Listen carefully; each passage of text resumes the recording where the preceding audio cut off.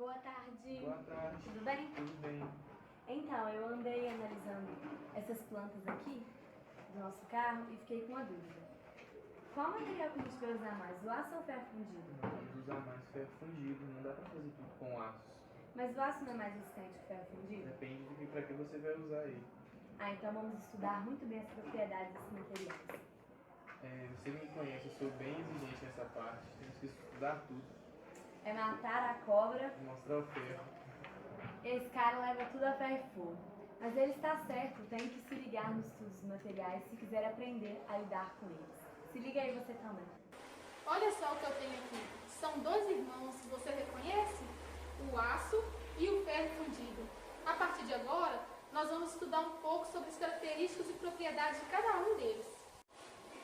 Às vezes eu fico pensando, como que o homem conseguiu fazer do minério de ferro um produto tão eficiente para todos como o aço? Agora eu vou falar um pouco sobre o processo de fabricação do aço para vocês entenderem ainda melhor. Começando pelo alto forno. O alto forno é revestido com capacidade para resistir a altas temperaturas.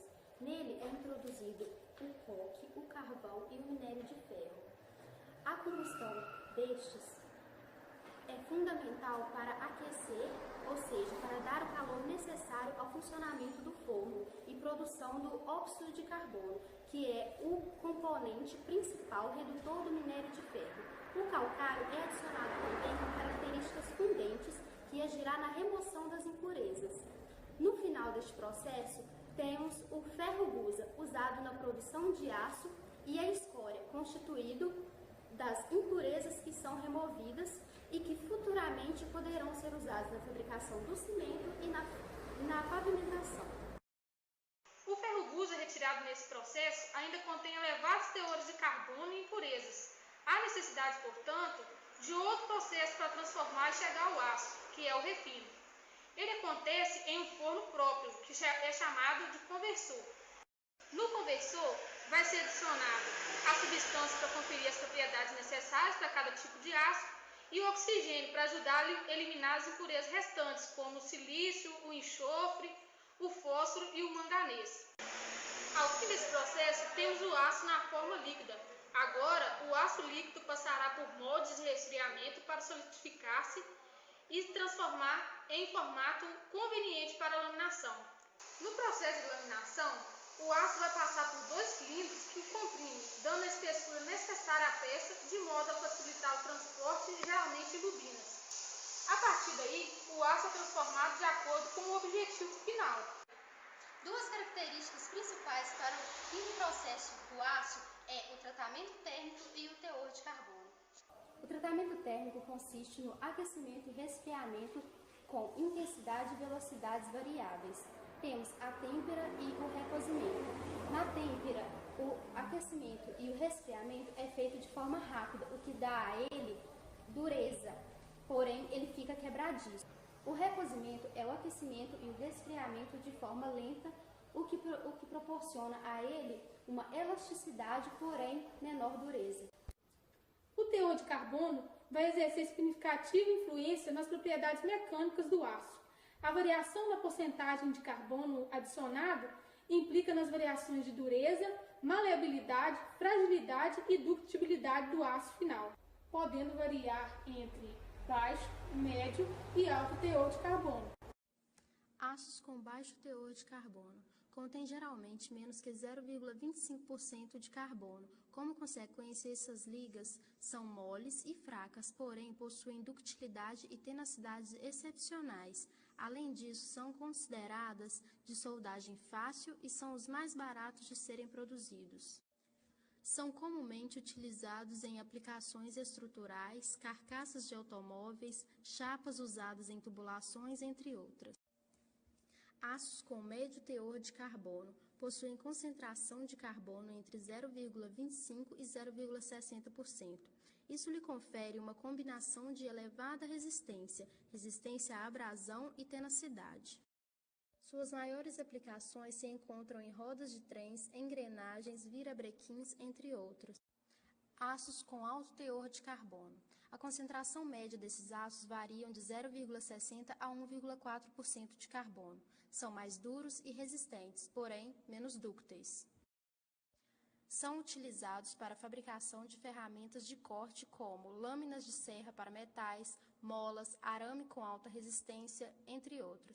Bem, então, o ferro fundido ele é produzido através do ferro gusa, que tem aproximadamente 5% de carbono, assim mantendo as ligas para o ferro fundido, com até 4% de carbono na hora de produzir o ferro fundido. Considerado como uma liga ternária entre ferro, carbono e silício, o ferro fundido é definido pelas suas diferenças de características dos seus elementos, ou seja, os elementos que vão ser fundidos. Os tipos de forno que é utilizado para a fundição, geralmente é o forno cobilô e o ferro fundido, onde é colocado sucata de aço, calcário, ferro silício, ferro manganês e como combustível o carvão cobre. O forno cobilô ele tem uma característica de uma carcaça cilíndrica, que ele é aquecido às vezes com carvão coque e às vezes com óleo. Porém, no forno cobilô não tem condição de ser feita a temperatura, os ajustes finos. Muitos dos materiais precisam de uma temperatura mais alta para ser fundido. E já o forno elétrico, o forno por indução elétrica, você consegue já ajustar as temperaturas e fundir material que tem ponto de fusão maior. No forno elétrico é fundido aparentemente idêntico ao do forno cobilô. Porém, você consegue fazer uma mistura mais perfeita e uma composição final melhor. Vejamos então. Na escolha do material a ser utilizado na fabricação de peças metálicas, deve-se observar as características e as propriedades dos materiais. Uma dúvida que sempre surge é quanto à escolha do aço e do ferro fundido. Muitas pessoas acreditam que eles não têm diferenças, mas eles possuem diferenças sim. Quimicamente, a diferença entre o aço e o ferro fundido está na composição.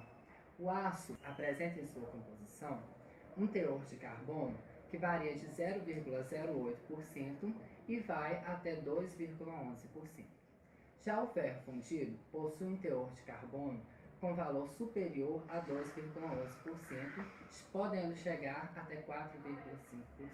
Na prática, isso quer dizer que o aço possui uma resistência maior a impactos mecânicos em relação ao ferro fundido. Entretanto, existem diversos tipos de ferro fundido, entre eles o cinzento, o branco, o dúctil, o nodular e o maleável. Ferro fundido cinzento. A cor característica do ferro fundido se dá na forma como o carbono se apresenta durante a solidificação. No caso do ferro fundido cinzento, o carbono se apresenta na forma de grafita, na forma de flocos ou lâminas, que dá a cor acinzentada à fratura do material. Ele possui bastante dureza, alta resistência ao desgaste, grande capacidade de amortecer vibrações e fácil de usinar. Por isso, ele é muito utilizado na indústria mecânica. Ferro fundido branco. O ferro fundido branco se forma quando todo o metal fundido se solidifica, com duas condições: não haver a formação de grafita e todo o carbono formar cementita, que dá a cor clara ao material, fazendo com que ele fique duro e frágil. O ferro fundido maleável resume em vantagens bem aparentes do aço e mais superiores do que o ferro fundido cinzento, por apresentar fluidez no seu estado líquido, que dá a condição de constituir peças mais resistentes e peças mais finas, tornando um produto final mais bem acabado e peças com peso melhor, que vai tornar um custo-benefício mais apropriado. O ferro fundido maleável é obtido através do ferro fundido branco, por um processo chamado de maleabilização, ou seja, é colocado depois das peças prontas num processo de aquecimento de temperaturas de 900 a 1000 graus, durante aproximadamente 30 horas de tratamento térmico, ficando mais resistente a choques e a deformações, aumenta a sua tenacidade e torna o produto final com maior resistência. Então esse ferro fundido maleável, ele pode ser do núcleo branco ou do núcleo preto. O de núcleo preto é usado para confeccionar peças como caixa de direção, suporte, cubos de roda, peças de motor e tubulações como essa daqui, usado para distribuição de água ou distribuição de algum líquido, algum fluido na indústria. O de núcleo branco são fabricados barras de torção, capas de mancais, flanges e escapamentos e outros, peças que também podem ser usinadas, mas que não oferecem a mesma resistência. O ferro fundido nodular ou dúctil é uma classe de ferro fundido. Se espera que o carbono na presença de forma esferoidal. Essas formas esferoidal dispersas no material formam as grafitas. Esse formato da grafita no material faz com que sua ductibilidade seja superior, uma razoável estabilidade dimensional, sendo possível um bom acabamento na peça final.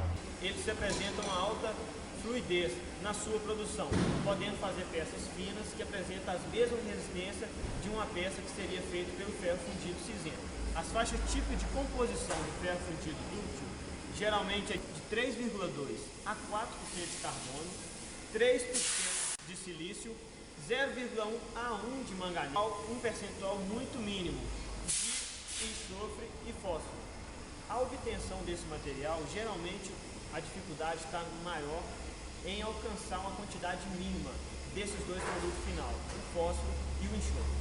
Elementos de liga como níquel, molibdênio ou cromo podem ser usados para aumentar dureza e outras propriedades.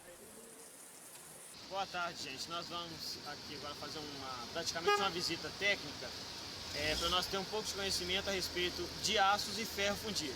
E quem vai acompanhar nós nessa visita, nessas explicações, é a engenheira metalúrgica e mecânica, a Virgínia.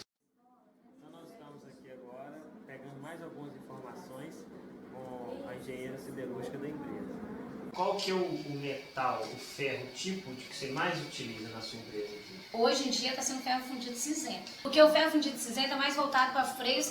O que vende a dielétrica? A dielétrica vende freios. E materiais voltados assim para a engenharia civil? A engenharia civil nós não entramos ainda porque a maioria sempre é o aço. A civil é mais voltado para a estrutura. Mas nesse caso aí nós não temos. Por quê? Porque na verdade, grande produção você está voltando mais para a área da cearia. Você vai formar, vai fundir a chapa, vai transformar o aço em chapa de bobina e depois das bobinas trabalhar mais ainda para virar o perfil, né? Então é utilizado mais o aço na construção civil do que o ferro fundido. Isso. O ferro fundido é mais, eu vou falar para vocês, mais voltado para essa área de recuperação de válvulas, de motores, mas para a área empresarial, para a área predial, que seria a área civil SUS, é mais liga, mais as vigas. Agora, nós estamos entrando no mercado também da área naval.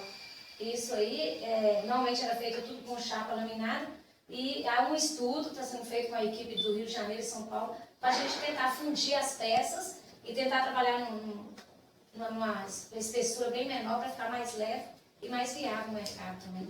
A logística que você falou da aquisição de matéria-prima, você procura os mercados, quem está oferecendo? Toda empresa você tem primeiro que fazer uma busca, Uma pesquisa de mercado. Pesquisa de mercado. Hoje fala assim, de quem você compra?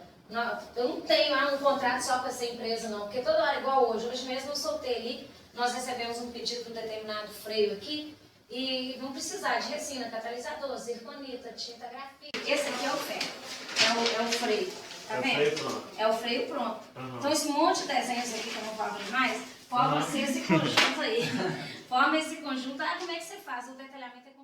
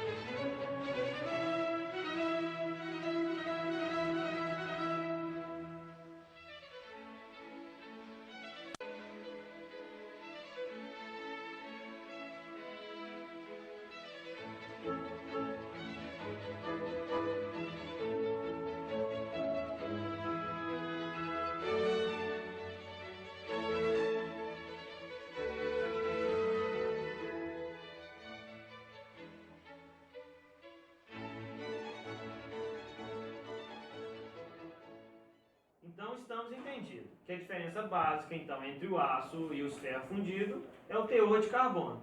Com esses conhecimentos nossos, nós vamos saber cada peça de que material que nós vamos fazer, para nós não termos erro, certo?